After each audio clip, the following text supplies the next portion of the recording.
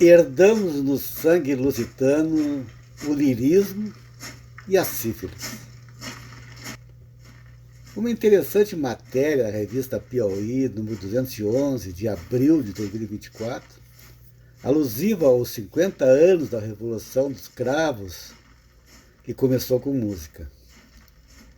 As lideranças do movimento de resistência determinaram que à meia-noite do dia 24 de abril tocasse numa determinada estação de rádio a música Grândola, Vila Morena, que seria o sinal para que os quartéis iniciassem o golpe militar para derrubar a ditadura mais longa do século XX na Europa, que já durava 48 anos em Portugal.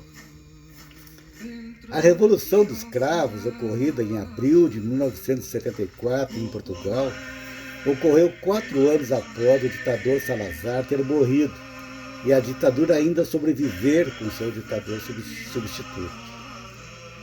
Naquele abril, o regime autoritário português lutava contra os movimentos de independência nas suas colônias africanas, Angola, Guiné-Bissau e Moçambique. Em 13 anos, a guerra colonial levou 90% dos jovens portugueses, cerca de 800 mil, para os campos de batalha.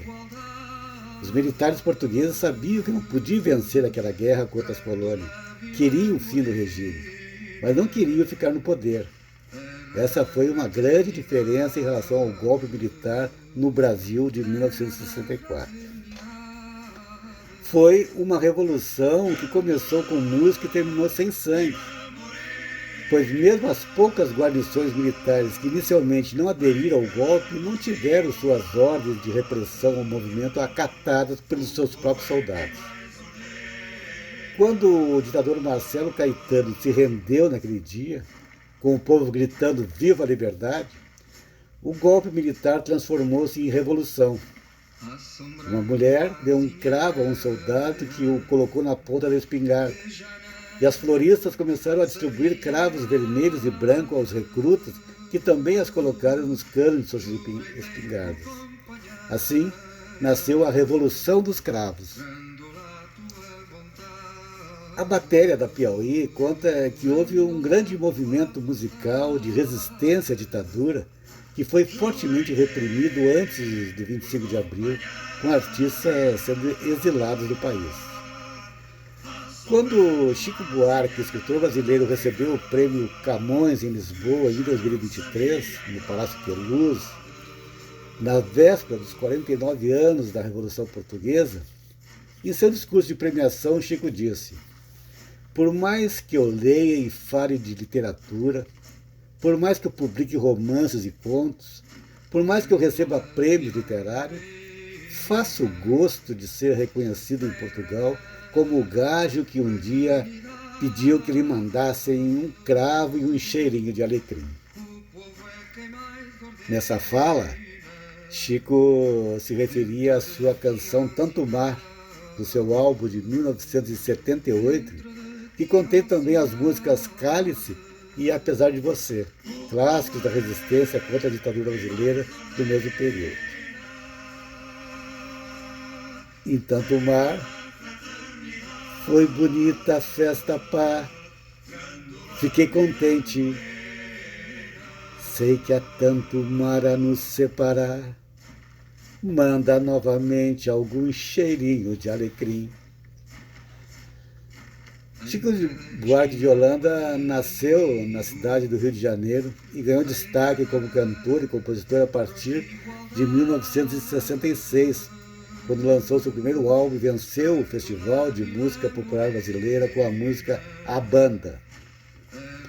Com o recrudescimento da ditadura, Chico se autoexilou na Itália em 1969 e retornou em 1970 para se tornar um dos artistas mais ativos e censurados na luta pela redemocratização do país.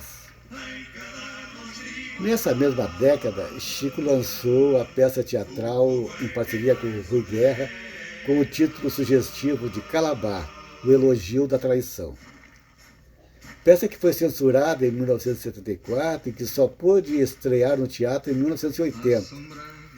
Calabar, um controverso personagem da nossa história colonial, era filho de pai português e mãe indígena. Lutou defendendo os portugueses da invasão holandesa em 1630, onde foi um bravo combatente. Nessa guerra de guerrilhas, os brasileiros aliados dos portugueses ficaram descontentes pelo pouco reconhecimento de seu serviço e pelos maus tratos que recebiam. Por outro lado, os holandeses passaram a oferecer recompensas a quem com eles colaborasse. Em 1632, Calabar se aliou aos holandeses mediante compromisso de tratarem bem os brasileiros em caso de vitória. Em carta, Calabar afirmou que passou para o outro lado não como traidor, mas como patriota que percebia que os holandeses procuravam implantar a liberdade do Brasil, enquanto os portugueses escravizavam o nosso país. Calabar foi responsável por grande parte das vitórias dos holandeses, lutando contra seus antigos companheiros. Com sua ajuda, os holandeses conquistaram várias cidades em Pernambuco. Mas em 1635, Calabar foi preso e condenado como traidor. Foi enforcado e seu corpo foi esquartejado e exposto em praça pública. Mas mesmo com sua morte, os holandeses saíram vitoriosos e durante a dominação colonial da Holanda na região, uma outra lógica de administração muito mais branda que a dos portugueses se desenvolveu, com prosperidade dos colonos. No livro e na peça, Calabar, o elogio da traição, Chico Buarque usa e abusa das metáforas contra a ditadura militar. Questionou a versão oficial sobre Calabar, elaborando uma versão de elogio à traição. Questionou onde está a traição, nos militares da ditadura ou na rebeldia e resistência dos heróis? Quem são de fato os heróis e os vilões?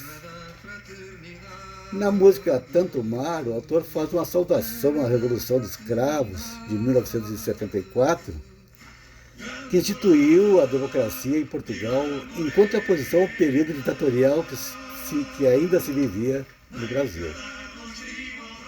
Já em sua música Fado Tropical, Chico ironiza: ó minha mãe gentil, não ser tão ingrata, no 1º de abril, dia do golpe, sei que há tanto mar a nos separar e que é preciso navegar. Mas herdamos no sangue lusitano o lirismo, além das cifras, é claro. E o rio Amazonas deságua no Tejo. Ai, esta terra ainda vai cumprir seu ideal.